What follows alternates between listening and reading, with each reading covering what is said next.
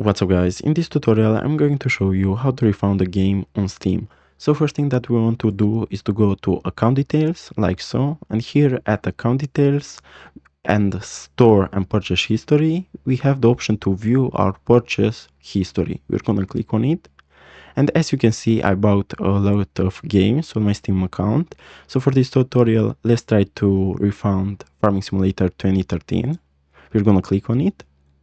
At issues, you're gonna select I would like a refund. Also here, I would like to request a refund. And now you can select where to get the money, your credit card or Steam wallet. And at tell us why, you have to select a reason why you want the game to be refunded. So let's do it, it's not fun. And here at notes, we have to explain why it's not fun.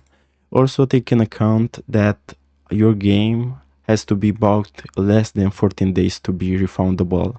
After you completed all the steps, all you have to do is to click on submit request. So guys, this was the tutorials. Thanks for watching and don't forget to like and subscribe to the channel.